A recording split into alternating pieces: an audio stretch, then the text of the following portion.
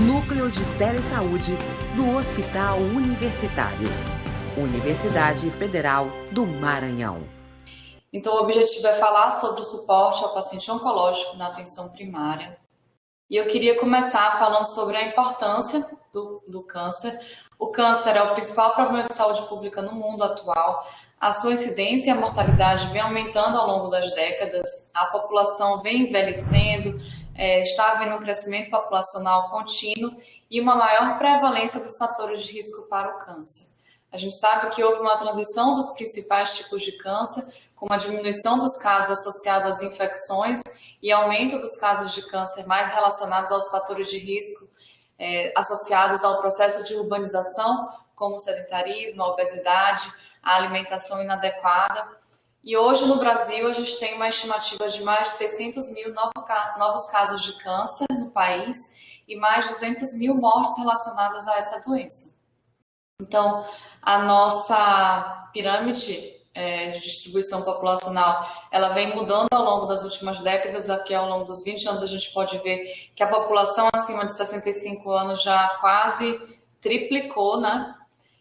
E a nossa mortalidade por câncer, que em 1998 era de 12%, em 2016 está em torno de 16%, e isso a tendência é crescer à medida que o câncer se torne uma doença mais prevalente. A jornada do paciente oncológico, antes mesmo do seu diagnóstico, ainda na fase de rastreamento, em todo o processamento, e durante o processo de diagnóstico, estadiamento, início do tratamento, seu segmento, já na fase mais final dessa sua jornada, ou para os cuidados paliativos, ou talvez na sua reinserção social, é uma jornada bastante complexa e que, no meu entendimento, a atenção primária e todos os profissionais de saúde que estão envolvidos no cuidado desse paciente têm um papel muito importante na orientação desse paciente para que a gente possa prover o melhor tipo de tratamento. O câncer, ele ainda é tratado como uma doença de alta complexidade no Brasil. A gente tem um pouco de dificuldade de inserir mais esse tema na atenção básica. Muitas vezes os nossos pacientes oncológicos, quando eles chegam em uma unidade básica de saúde, ou eles procuram atendimento em um serviço de menor complexidade, eles são redirecionados, né, e eles trazem para a gente, eu que atendo no hospital de alta complexidade, eles trazem para a gente a fala de que não, mandaram eu procurar o hospital do câncer, que lá na unidade básica eles não fazem isso, eles não tiram o meu ponto, né, em alguns locais a gente tem essa situação. Então a gente precisa entender que essa é uma doença que ela vai estar em todas as esferas da atenção em saúde, e nenhum país está preparado para os impactos do câncer se os diagnósticos dessa doença forem realizados de forma tardia, com uma maior taxa de mortalidade, morbidade relacionados, e se a gente não tiver uma integração no cuidado do nosso paciente. No Brasil, a gente tem dados que mostram que o diagnóstico de câncer ele é realizado de forma tardia. Então, tem um relatório do Tribunal de Contas da União que mostra que o diagnóstico para o câncer ele demora até cerca de 200 dias para esse diagnóstico. Então, o paciente ele pode demorar até 200 dias nesse processo, desde os primeiros sintomas, na busca pelo serviço de saúde e de receber realmente o diagnóstico para o câncer, mas a gente sabe que em muitas situações esse tempo é ainda maior. Nesse relatório foi informado a ineficiência do nosso serviço de atenção básica para o rastreamento e o diagnóstico precoce da doença oncológica, a dificuldade que os nossos usuários têm para o acesso aos exames e biópsias, a demora para o agendamento com o especialista, a demora para o recebimento dos resultados e o retorno com o médico, uma quantidade insuficiente de médicos e especialistas ainda hoje, carência de serviços de radioterapia, que são serviços de maior complexidade, mas extremamente necessários no tratamento do câncer, e a oferta de tratamentos muitas vezes desatualizados pelo SUS. E aí a gente tem, em contraponto a isso, a Lei dos 60 dias, desde novembro de 2012, em que ela fala que o paciente com neoplasia maligna ele tem o direito de se submeter ao primeiro tratamento pelo SUS no prazo de até 60 dias contado a partir do dia em que foi firmado o diagnóstico do câncer.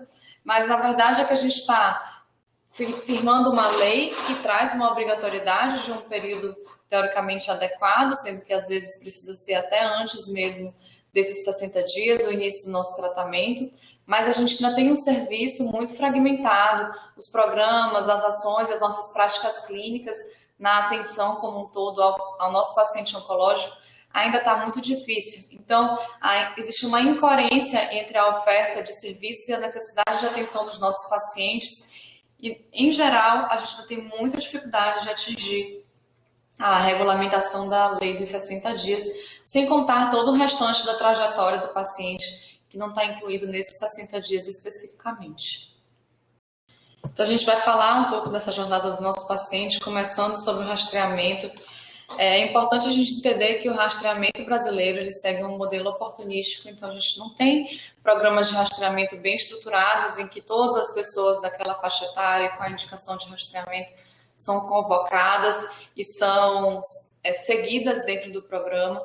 Isso acaba trazendo uma baixa cobertura populacional, mesmo com a oferta dos exames de rastreamento, nossa população ela não é atingida naquela porcentagem esperada de cerca de 80%. A gente tem falha na convocação dos usuários, uma divergência entre a baixa oferta de serviços, que muitas vezes quando a gente vai fazer a contabilização, essa oferta não é tão baixa assim, mas existe uma gestão inadequada desses serviços oferecidos, às vezes até mesmo falha na manutenção dos equipamentos e ou exames de baixa qualidade que são oferecidos nesse processo de rastreamento.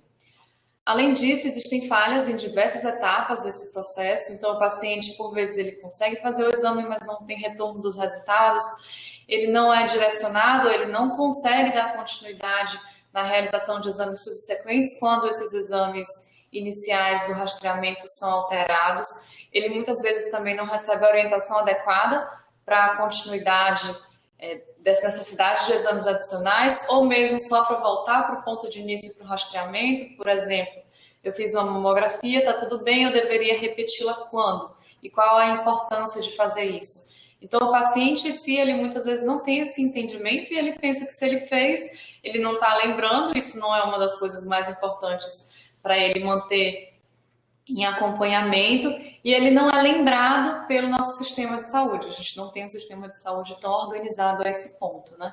Então, a nossa organização em rede, ela ainda é muito falha. A segunda etapa da jornada do nosso paciente é a etapa do diagnóstico e tratamento, que eu costumo dizer e gosto de dizer que é onde a gente precisa montar várias peças do quebra-cabeça para que a gente consiga enxergar uma figura como um todo e, a partir dali, recomendar e iniciar os melhores tratamentos para esse paciente baseados em recomendações com evidência científica. Então, o diagnóstico e o estadiamento, ele começa desde a suspeição diagnóstica, eu preciso ter uma equipe de saúde atenta. Claro que os sintomas do câncer muitas vezes são bastante inespecíficos e a gente precisa atentar para sintomas que sejam persistentes e que, apesar de inespecíficos, merecem uma investigação mais aprofundada, em especial diante da epidemiologia das doenças do nosso meio. Por exemplo, aqui no Maranhão, é muito importante a gente valorizar as queixas de sangramento vaginal ou de outros sintomas que possam estar relacionados ao câncer de colo uterino, que ainda é o principal tipo de câncer e a principal causa de câncer, morte por câncer das nossas mulheres, né? Eu preciso solicitar exames adequados para fazer a investigação adequada dos sintomas que o meu paciente tenha. Eu preciso ter acesso a um exame de biópsia com o resultado do exame de biópsia em tempo hábil, com um exame adequado, um exame de boa qualidade, e eu preciso ter acesso à imunistoquímica. Então, para quem não sabe, a imunistoquímica ela é uma espécie de coloração adicional, que é de reações adicionais, né, que são feitas na mesma peça da biópsia, então não preciso de um exame extra, mas eu preciso que aquele material que foi coletado na biópsia ele seja submetido a esse segundo processo, que é o processo de imunistoquímica, que vai identificar diversos marcadores nas células tumorais que vão poder me auxiliar tanto no meu diagnóstico para confirmar que aquilo é um câncer, confirmar a origem daquele câncer, o subtipo do câncer. E uma vez identificado o subtipo do câncer, muitas vezes identificar receptores que vão orientar o melhor tipo de tratamento mais apropriado para aquele paciente. E é importante que a gente tenha acesso ao material da biópsia para análise. Então, muitas vezes a gente recebe pacientes que vieram de cidades mais distantes, do interior, e eles chegam no centro de alta complexidade, eles têm um resultado de biópsia em mãos com uma confirmação de uma neoplasia maligna, e eu preciso realizar uma análise imunistoquímica para definir o tipo da lesão. E aí essa análise de biópsia que foi feita lá na cidade do interior, ela foi encaminhada por correio para ser analisada em São Paulo, por isso talvez demorou 30 dias para o paciente receber o resultado lá na cidade dele. E agora, quando eu faço a solicitação do material para realizar a imunistoquímica aqui no serviço onde eu atendo, esse material precisa voltar de lá. E às vezes o paciente, eu tive um caso essa semana, é orientado, olha, é melhor você pagar para a gente fazer a imunistoquímica aqui, porque aí a gente manda fazer a imunistoquímica no material que está lá no laboratório, porque para a gente mandar o material de volta para cá vai ser muito difícil. Então, acaba que a gente fica num dilema entre, será que vai valer mais a pena eu repetir uma biópsia nesse paciente para eu ter acesso a um diagnóstico correto e a uma análise correta, porque eu não consigo orquestrar o meu sistema de saúde a ponto desse paciente receber o material que já foi retirado. E, além disso, eu preciso realizar exames de imagem para o estadiamento correto. Então, nem em todos os casos eu preciso de exames de maior complexidade, mas muitas vezes eu posso precisar de tomografias e de ressonância, por exemplo, que são os exames que a gente mais solicita. Em muitos casos eu preciso que esse exame seja feito com a injeção de contraste para que eu possa analisar melhor alguns órgãos que são sítios de doença secundária, como, por exemplo, o fígado em especial, né, ou a região do abdômen, da pelve. E muitas vezes esses pacientes, eles fazem um exame inicial que ainda não foi bem orientado, eles às vezes pagam por esse exame porque não conseguiram ter acesso ao exame dentro do SUS e fazem um exame que não é contrastado, e aí esse exame acaba não sendo suficiente para aquilo que eu preciso avaliar. E quando ele chega até o especialista, a gente também precisa ter acesso a esse exame. Então, se eu tenho só um laudo por escrito no papel, já é alguma coisa, mas não é o suficiente, porque muitas vezes eu preciso entender o posicionamento daquela lesão, a localização, o real tamanho, se ela é uma lesão passível de ressecção ou não, dependendo de como está aquela lesão anatomicamente, né? Então, eu preciso muitas vezes ter acesso aos exames que são realizados inicialmente por esse paciente para esclarecimentos e avaliações subsequentes. Inclusive, durante o tratamento, eu vou precisar repetir exames de imagem e fazer avaliações seriadas, em que eu preciso de um laudo comparativo para saber o que aconteceu com a doença ao longo do tratamento. Muitas vezes, esse paciente também, no processo de diagnóstico e estadiamento, é submetido a cirurgias não oncológicas inadvertidas, por vezes por pensar se tratar de um mioma, quando na verdade era um tumor de útero, ou porque parecia ser um cisto de ovário, e na verdade era uma doença ovariana de alta complexidade que precisava de uma cirurgia oncológica, um estadiamento intraoperatório. Então, isso pode muitas vezes comprometer o meu resultado oncológico. O paciente pode necessitar de uma segunda intervenção cirúrgica em um centro de maior complexidade com um profissional habilitado. Eu posso ter falhas no meu estadiamento intraoperatório relacionadas à realização de procedimentos em locais que não são capacitados e a falha na análise anatomopatológica também, por vários motivos. Então, muitas vezes a gente recebe pacientes 5 anos depois ou 3 anos depois que tiveram um histórico de uma cirurgia por alguma alteração intestinal e agora eles vêm com lesões metastáticas já no pulmão ou no fígado, provavelmente relacionadas a um câncer de intestino que ele foi operado por uma complicação, digamos assim, uma obstrução. Aquele material não foi sequer analisado por anatomopatológico, então eu não tinha aquele resultado, o paciente ele não tem como cobrar ou ele não tem como saber que aquilo era um procedimento necessário, né? E às vezes, mesmo quando esse exame anatomopatológico ele é realizado, ele pode não ser feito de forma correta ou da forma mais adequada por um profissional tão capacitado que possa me oferecer as informações prognósticas que eu necessito, né? E além disso, a gente tem também uma questão da nossa avaliação genética, que muitas vezes ela é necessária, principalmente em pacientes mais jovens ou com histórico familiar mais importante, e ela até hoje é praticamente indisponível pelo SUS, é um acesso a um exame caro, e isso aqui influenciaria diretamente no nosso rastreamento também, já que as populações de risco já são submetidas a rastreamentos diferenciados. Então, nessa fase de diagnóstico e estadiamento, Como eu falei, eu vou montar todo o meu quebra-cabeça para quando eu chegar na fase do tratamento, eu possa recomendar o melhor tipo de tratamento para aquele paciente. Então, o pilar do tratamento oncológico, a gente pode dizer que ele está baseado nesses 3 itens: a cirurgia, a quimioterapia, que é o tratamento sistêmico, e a radioterapia, que é um tratamento localizado, geralmente complementar, ou então que em algumas situações pode substituir a cirurgia. Mas, juntamente a esse pilar do tratamento oncológico, a gente tem todo o suporte que esse paciente precisa receber: o suporte nutricional, o suporte psicológico, o suporte social. O tratamento odontológico muitas vezes é muitíssimo importante nos nossos pacientes, e a reabilitação. A cirurgia, a gente precisa entender a importância da cirurgia oncológica. Claro que não tem como a gente, todos os pacientes que por vezes não têm um diagnóstico firmado de câncer, ou então ainda não tem como ter uma suspeita direta de neoplasia, a gente não consegue fazer com que esses pacientes sejam direcionados 100% a um centro de alta complexidade. Mas a gente precisa ter um pouco mais de cuidado e cautela nesses casos, né, para que a gente possa fazer uma avaliação mais cuidadosa e que esses pacientes que possam ter um diagnóstico oncológico sejam direcionados para os centros de maior complexidade.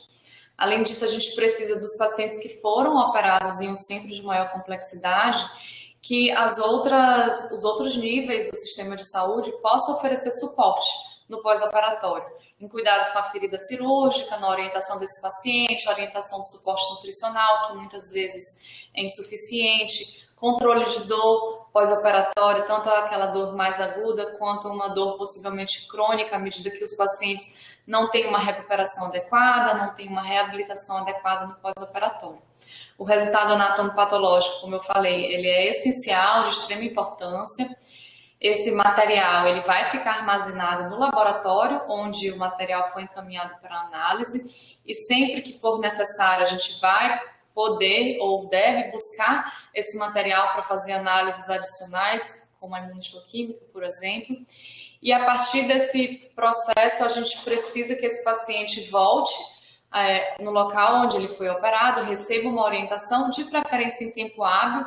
Então, é inadmissível a gente esperar 60 dias, por exemplo, para um laudo de anatomopatológico, para esse paciente ainda aguardar mais um tempo para ser avaliado pelo médico e aí então ele ser orientado às próximas etapas do tratamento, como, por exemplo, ser encaminhado para um oncologista clínico ou um radioterapeuta quando necessário. A radioterapia, ela é um tratamento complementar muitas vezes, mas às vezes ela é o tratamento definitivo. Ela é um tratamento localizado, ela pode ter um intuito curativo ou ela pode ter um intuito paliativo, quando o objetivo é mais controle de sintomas. Existe uma dificuldade muito grande para acesso ao tratamento, isso não só no Brasil, mas no mundo inteiro. Mas na nossa realidade, o que a gente tem é um déficit de oferta, são equipamentos caros, de alta complexidade, de alta tecnologia. Esses serviços que oferecem a radioterapia, muitas vezes são serviços específicos e eles estão concentrados em determinadas localidades, então muitos pacientes precisam se deslocar até esse local. O tratamento da radioterapia ele é realizado de forma diária, por um determinado período de tempo, então muitas vezes tratamentos definitivos com intuito curativo são feitos ao longo de 4, 5, 6 semanas continuadas de tratamento, em que o paciente precisa ficar disponível no local onde o serviço é ofertado. A radioterapia pode ter efeitos colaterais agudos, que muitas vezes a gente pode não pensar neles, né, mas eles acontecem, como, por exemplo, um cansaço maior relacionado ao tratamento, uma exposição, falta de apetite, náusea, alterações na pele e nas mucosas, principalmente próximo ao local irradiado. Então, vai depender do sítio que está sendo irradiado.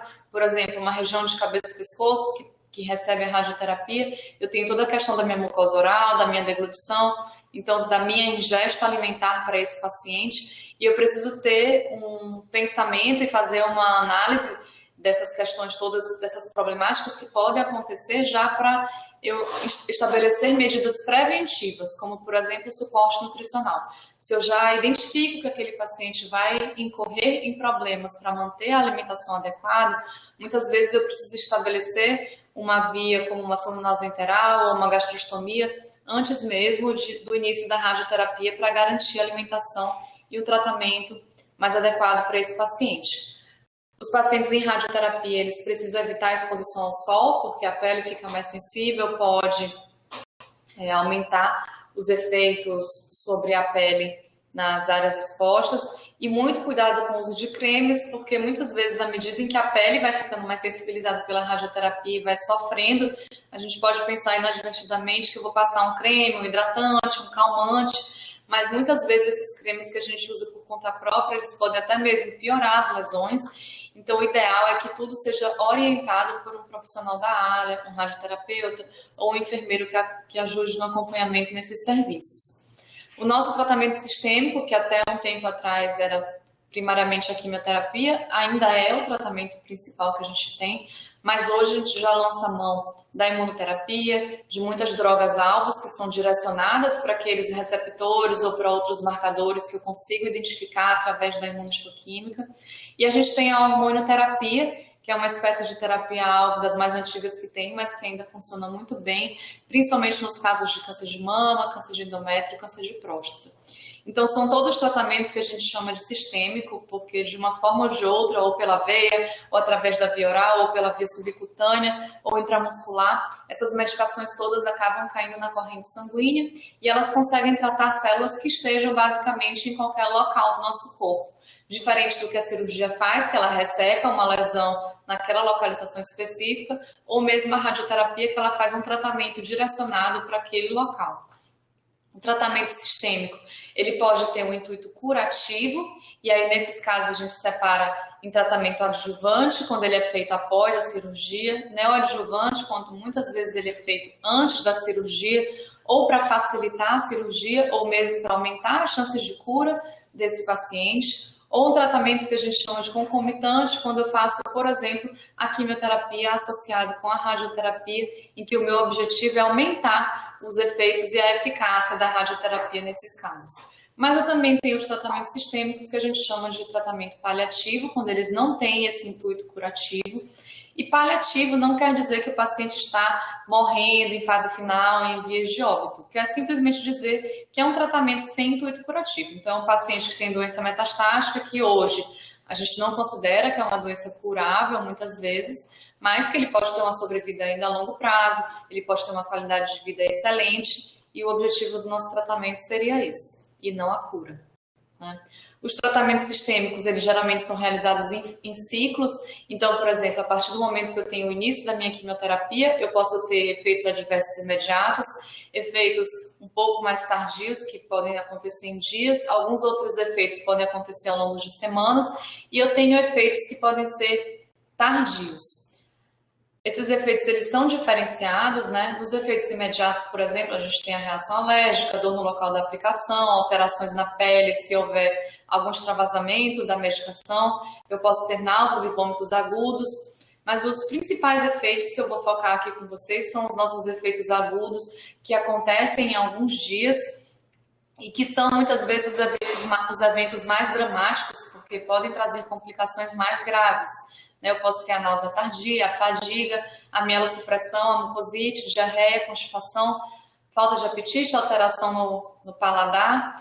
Em semanas a gente tem a alopécia, que é a queda dos cabelos, a neuropatia periférica, alteração principalmente da sensibilidade, né, das mãos e dos pés, alterações na pele, alterações nos fâneros, retenção de fluidos e efeitos mais tardios, que são muito relacionados ao tipo da droga utilizada, como a alta toxicidade. Então, alguns agentes, eles podem levar a uma perda continuada da audição.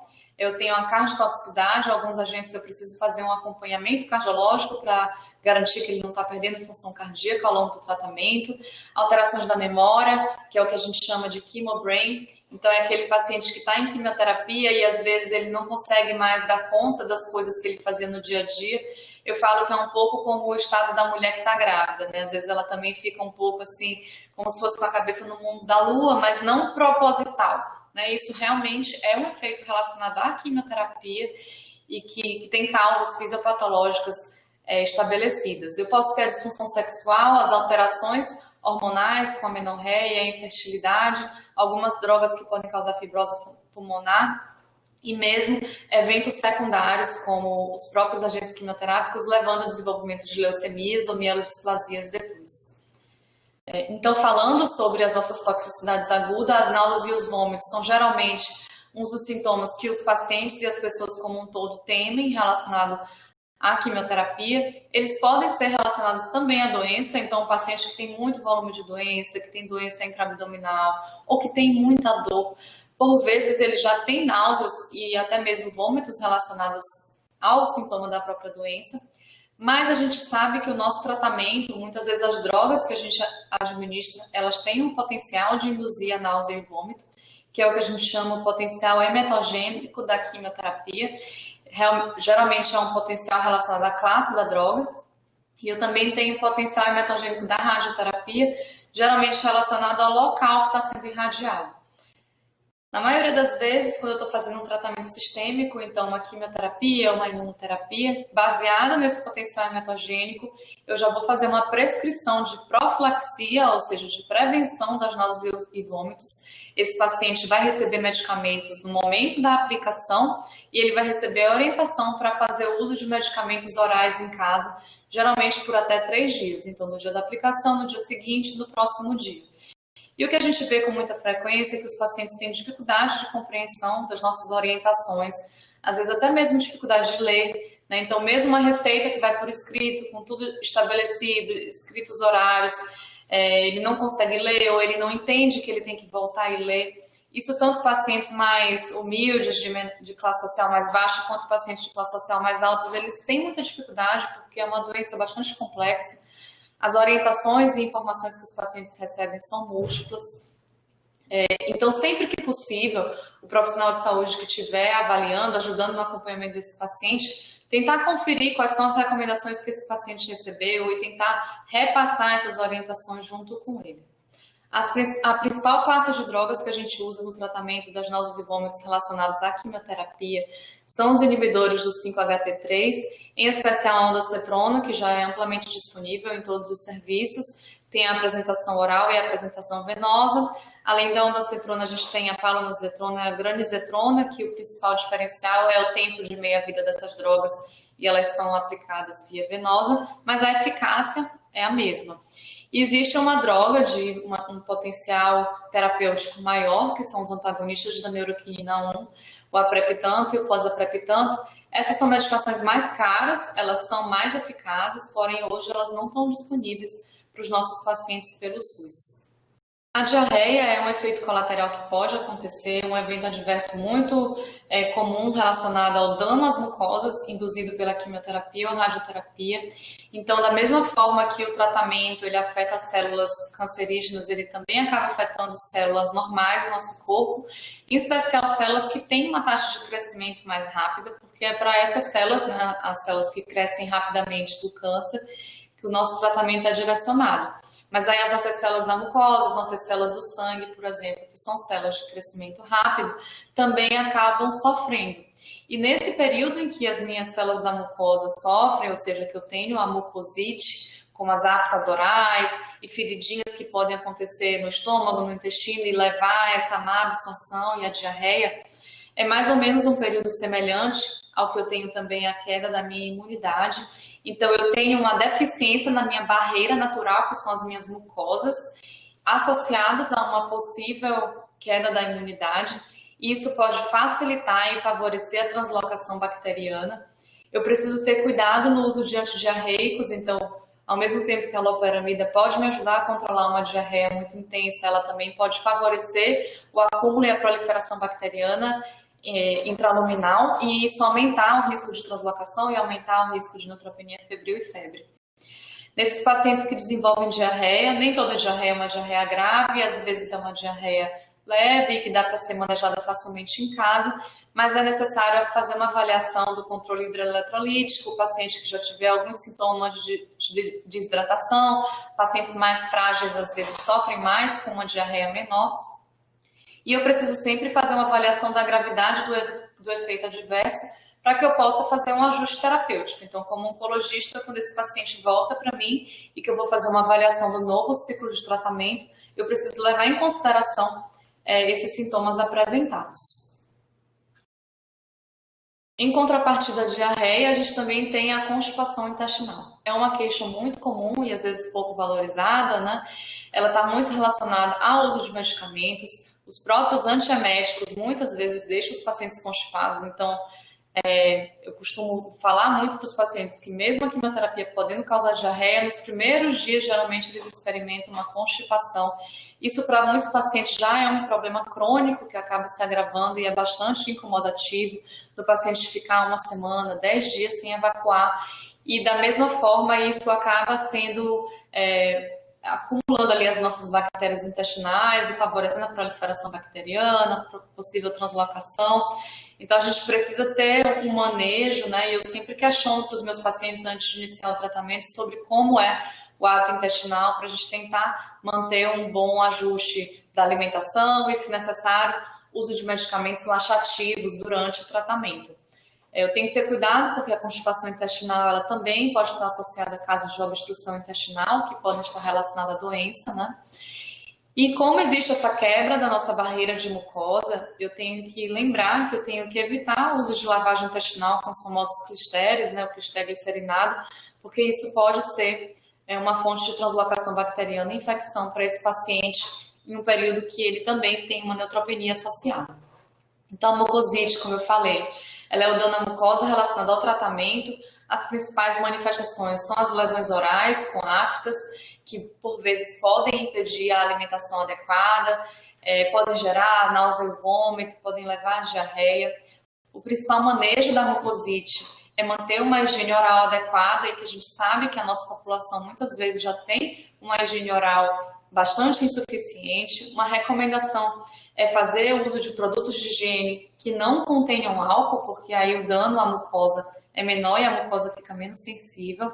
O bochecho com água bicarbonatada é uma estratégia bastante válida que ajuda a minimizar, por exemplo, a formação de feridas, e isso pode começar desde o primeiro dia que o paciente já fez a quimioterapia. Ele pode fazer esse bochecho e gargarejo com água bicarbonatada 3, 4 vezes por dia ou conforme necessidade. A anistatina oral, quando eu já tenho sinais de infecção fúngica, também ajuda bastante e, por vezes, ela acaba trazendo um alívio analgésico para o paciente. Eu posso também lançar mão de analgésicos para tentar melhorar a dor que possa acontecer por conta dessa sensibilidade maior da mucosa ou das feridas. E existe também o tratamento com a laser terapia, que já é um tratamento nem sempre disponível, geralmente realizado por um dentista. É um tratamento que ajuda muito, mas, como eu falei, é um pouco menos acessível. A mielotoxicidade, ela basicamente é representada pela queda nas nossas hemácias com a anemia ou uma queda da imunidade, que é a queda dos neutrófilos, em especial que a gente avalia, ou uma redução do número de plaquetas. Então, todos os nossos pacientes em tratamento, eles têm um hemograma basal, a gente faz um acompanhamento desse hemograma para avaliar o que está acontecendo. A anemia é um evento muito comum.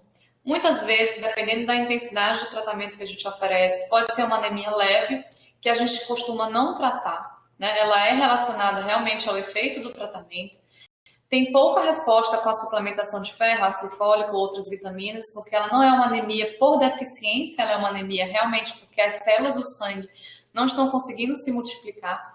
E o suporte transfusional ele pode ser necessário para que a gente mantenha esse paciente com um nível de hemoglobina satisfatório para ele tolerar o tratamento e ficar sem sintomas. Então é importante a gente saber o nível de intensidade de anemia que pode ser causado por aquele nosso tratamento, e inclusive isso tem que ser conversado com o paciente para a gente entender se ele é testemunho de Jeová, por exemplo, ele vai fazer um tratamento muito intenso, que causa uma anemia muito severa e que eu possa necessidade de hemotransfusão repetida.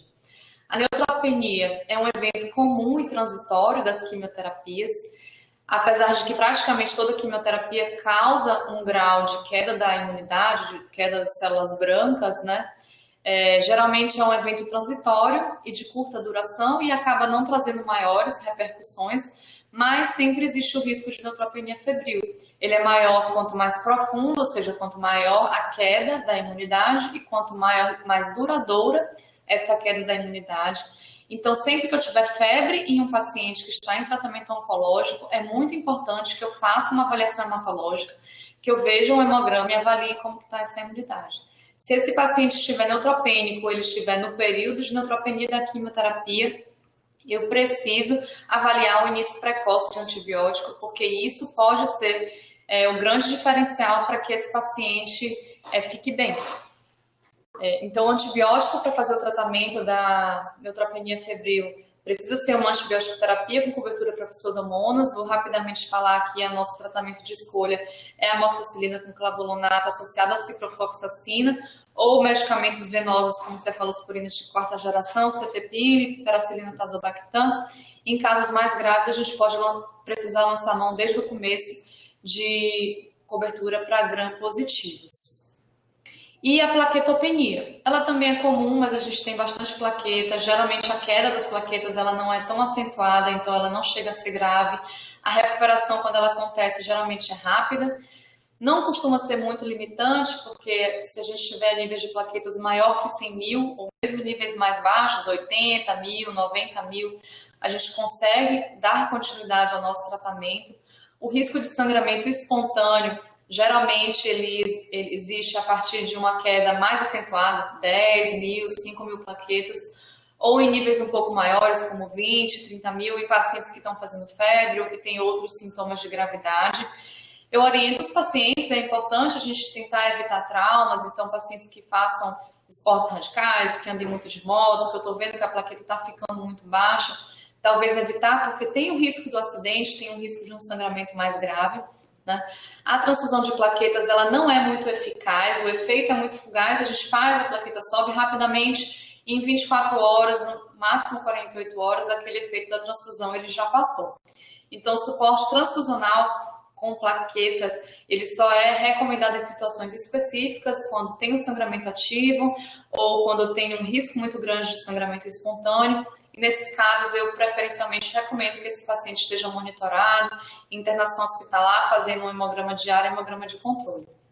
É muito importante falar, como eu já mencionei, os nossos pacientes eles têm uma condição bucal muito insatisfatória, né? Os nossos pacientes que vão iniciar tratamento oncológico, eles devem fazer uma avaliação prévia e inicial das condições odontológicas e muitas vezes a gente precisa fazer um tratamento odontológico, de certa forma, profilático. Então, aquele dente que precisa ser extraído, que o paciente nunca extraiu ou que tem uma condição muito precária, às vezes, antes de iniciar o tratamento oncológico, eu preciso proceder com o tratamento desse dente, porque existe um risco grande de complicações durante o tratamento e essas complicações podem se agravar. Eu preciso evitar os procedimentos odontológicos nos pacientes que estão em quimioterapia, porque no procedimento podem ser procedimentos invasivos, como, por exemplo, a extração dentária, fazer um canal, colocar um pino para implante, né? Então, são procedimentos que eu não posso ter um paciente imunossuprimido nesse momento. E pacientes que fazem uso dos inibidores de osteólise, que são as medicações que a gente usa para os ossos ou para as metástases ósseas, elas também são remodeladoras dos ossos. E esses pacientes, quando fazem procedimentos dentários, se não tiver um intervalo adequado de tempo, o risco de complicações com osteonecrose da mandíbula, que é uma complicação importante, é muito grande. Além disso, os pacientes que fazem radioterapia dessa região de cabeça e pescoço, que acaba irradiando um pouco a arcada dentária também, eles sofrem um processo de remodelação óssea e esses pacientes precisam fazer uma avaliação odontológica profilática, porque o ideal é que eles não façam mais nenhum tipo de manipulação óssea relacionada a procedimentos odontológicos após a realização da radioterapia de cabeça e pescoço.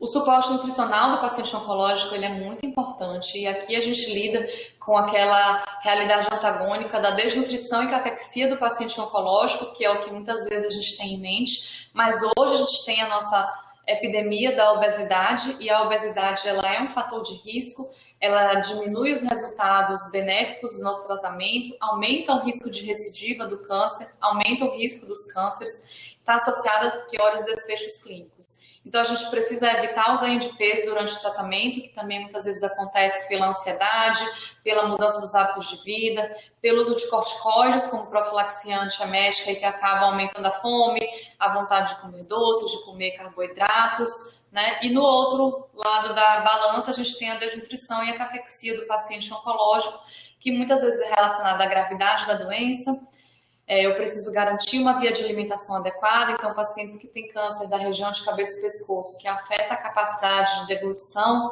pacientes que têm câncer de estômago, por exemplo, ou câncer de esôfago, que têm muitos vômitos, não conseguem engolir de forma adequada.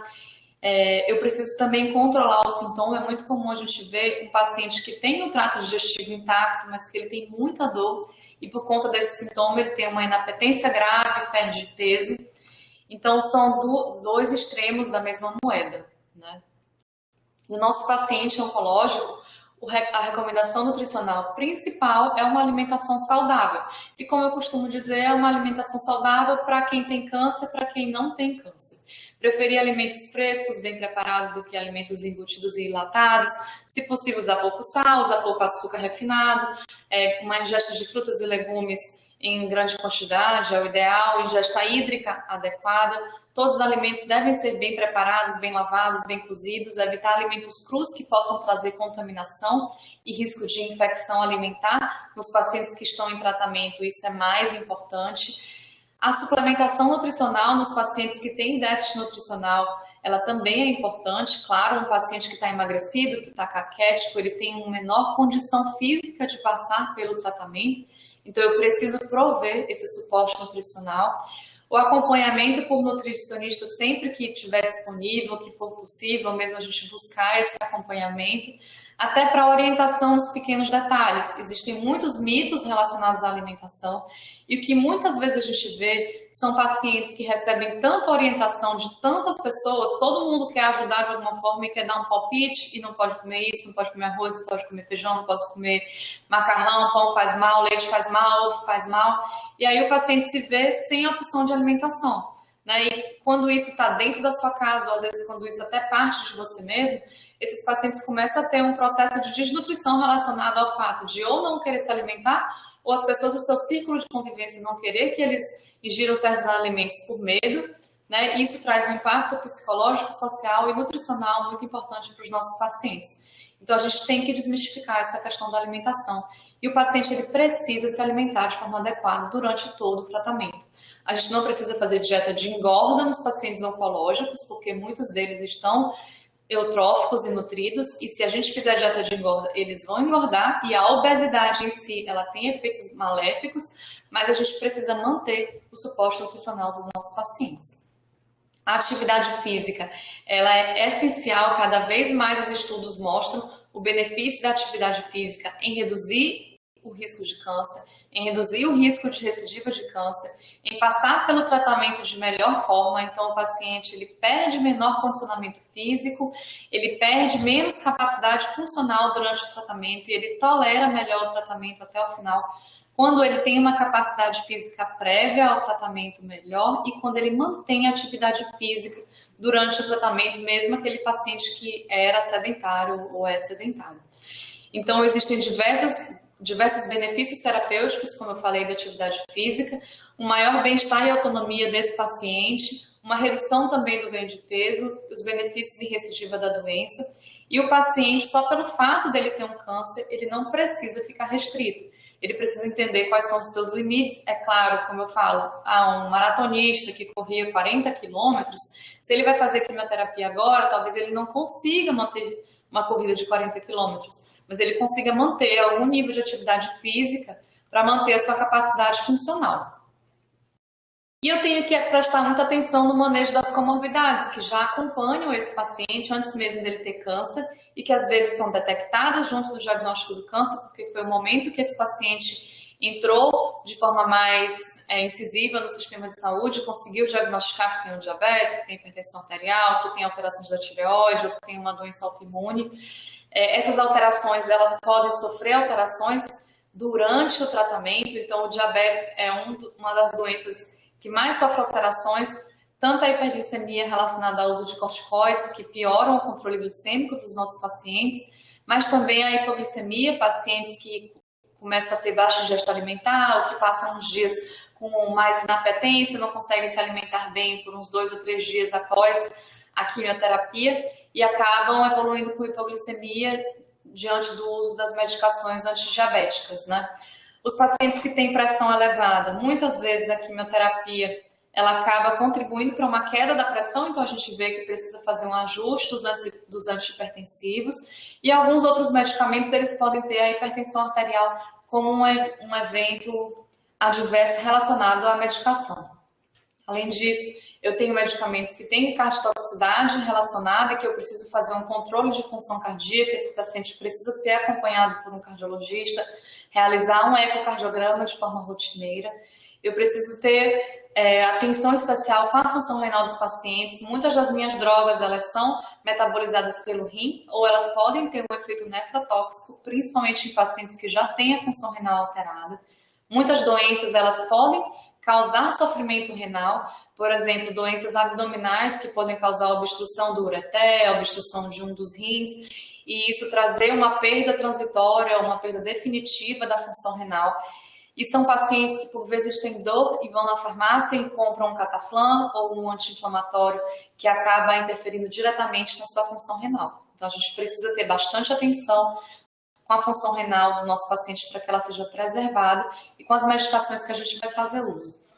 Os pacientes que já têm doenças pulmonares, como asma e DPOC, precisam manter o bom controle também durante o tratamento, doenças da tireoide, doenças infecciosas que precisam manter o tratamento, como HIV, hepatite, tuberculose, hanseníase, e precisa haver uma comunicação de ida e vinda entre o especialista da oncologia e a gente saber o que está se passando na área da doença infecciosa também. Pacientes com doença autoimune, doenças reumatológicas podem ter a doença exacerbada ou podem ter uma dificuldade maior com alguns dos tratamentos que a gente tem. E não esquecer também que os nossos pacientes podem continuar infartando, continuar tendo AVC, e isso até ser mais precipitado pelo uso da quimioterapia. Então a gente precisa estar atento a tudo isso. Nosso paciente ele tem outras comorbidades que vão continuar lá. E o suporte social ao longo de todo o tratamento. Então, em toda essa jornada complexa do paciente com câncer, eu preciso que ele tenha atenção, ele tenha suporte, que ele consiga compreender as orientações médicas fornecidas. É importante que ele tenha um acompanhante que possa ajudá-lo nessa compreensão. Não que eu queira dizer que o paciente não é capaz, mas são muitas informações. E quando a gente tem um par de ouvidos extra para agregar nessa compreensão, ou para quando chegar em casa ajudar a responder as dúvidas dos familiares que não vieram, isso é importante. O nosso paciente com câncer, ele tem direitos, né? Ele tem direito ao transporte gratuito, ele tem direito ao auxílio-doença, que vai ajudar no custeio de medicamentos, no custeio de transporte. Os pacientes que realizam tratamento fora do domicílio, a gente também precisa prover esse tipo de suporte, e o que a gente vê é que por mais que a gente faça relatórios, existe uma dificuldade enorme para que esses pacientes tenham acesso ao suporte financeiro, muitas vezes, ou mesmo ao transporte que é oferecido para que ele se desloque, né? E o ideal é que ele tivesse uma facilitação para o agendamento de consultas e exames, porque uma vez que ele trate em um local diferente de onde ele mora, é bem mais difícil que ele faça o agendamento desses exames e das consultas de segmento. No segmento, o nosso paciente oncológico, ele está em controle, ele precisa fazer exames periódicos, consultas periódicas para o exame físico, repetir exames laboratoriais. Em muitas doenças, a gente precisa repetir exames de imagem. Esse exame de imagem, para mim, ele é mais importante que eu tenha uma análise comparativa. O exame por si só, em um ponto determinado, nem sempre ele é suficiente. Então, eu preciso ter acesso aos exames anteriores desse paciente, eu preciso ter locais que façam esse exame e que sejam capacitados para fazer a análise comparativa, né? Como eu falei, eu preciso lançar mão do uso do contraste quando esse medicamento for essencial para que eu possa fazer uma análise adequada do exame. Fase de controle de 4 em 4 meses ou de 6 em 6 meses. Se o paciente tiver uma intercorrência que puder ser relacionada a essa doença ou ele precise de uma avaliação, eu preciso ajudá-lo, eu preciso intervir para que essa consulta possa ser antecipada e ele ser avaliado. E por último, os nossos pacientes que talvez não ficaram curados, têm uma doença mais grave, estão evoluindo de uma forma com um desfecho pior, eu preciso lançar mão dos cuidados paliativos. Os cuidados paliativos, que muitas vezes a gente pensa que ele é feito aqui na fase final da doença, próximo do óbito, ele na verdade ele deve começar desde o momento do diagnóstico, no momento em que a gente dá esse diagnóstico para o paciente. De certa forma a gente tem que agregar os cuidados paliativos ali no nosso controle de sintoma, controle de doença, na forma como a gente conforta o paciente, na forma como a gente acolhe esse paciente. E claro que a ênfase no conforto ela acaba se tornando mais importante à medida que o paciente evolui em fases mais avançadas da doença. Mas todo sintoma ele deve ser controlado. Se ele não está controlado, talvez a gente precise ajustar as medicações. Ou em pacientes que estão em muito sofrimento, em fases muito avançadas, a gente pode precisar fazer a nossa sedação terapêutica para minimizar o sofrimento desse paciente, mas isso certamente já é tema de outras discussões. E o indivíduo que foi tratado, passou por todo esse processo e agora ele está naquela situação de que eu já estou quase habilitado ou já estou curado e eu preciso me reinserir na vida normal. O ideal é que a gente preserve a autonomia do paciente durante todo o tratamento, que a gente ajude na reabilitação de funções que foram perdidas desde o começo, para que ele possa o mais rapidamente possível estar capacitado, apto e pleno, assim reinserir no mercado de trabalho, nas suas atividades diárias, cotidianas, né? O suporte psicológico muitas vezes é importante porque são pacientes que sofrem muito com o peso do diagnóstico do câncer, às vezes com a ideia de que o vizinho sabe que eu tive câncer, então ele me olha diferente. E aí, usando um pouco a terminologia que a gente usa hoje, o ideal é que o paciente tenha uma vida normal, né? E aí talvez seja um novo normal, porque uma pessoa que passou por um tratamento de câncer, talvez ela não seja mais a mesma, ela realmente tenha mais limitações, tenha mais dificuldades e a gente vai precisar se readaptar. Então, a jornada do paciente oncológico ela é muito complexa, como a gente viu, ela vem desde antes de eu ter um câncer até um momento mais tardio ou de uma doença avançada ou um momento que eu preciso me reinserir. O paciente ele tem múltiplas necessidades ao longo de todas as etapas do tratamento e em todos os níveis de atenção. A fragmentação do sistema de saúde ela é uma barreira importante à qualidade do cuidado que eu ofereço, ao tempo hábil do cuidado que eu ofereço, e isso tem impacto direto nos resultados finais, como a minha taxa de cura e o aumento da mortalidade relacionada à doença, que começa desde o diagnóstico, que a gente viu que muitas vezes é tardio. A atenção primária ela é fundamental para acompanhar esse paciente, para acolher esse paciente, para ajudar na organização do cuidado e na integração de todos os níveis do cuidado desse paciente, para poder vê-lo como um todo e não deixar tudo isso só lá na ponta, né? E uma mensagem que eu queria trazer é que nenhum paciente ele deveria precisar lutar mais contra o sistema para que ele pudesse receber o que ele precisa do que contra a própria doença. Então, lutar contra a própria doença já é difícil o suficiente para uma pessoa que está precisando passar por um problema de saúde. E o máximo que a gente puder facilitar essa passagem pelo sistema de saúde para os nossos pacientes é o principal. Então, certamente, a gente não está no mundo ideal ainda, mas a gente pode se ajudar e crescer bastante e, eventualmente, atingir uma qualidade de tratamento, uma qualidade de cuidado melhor para o nosso paciente.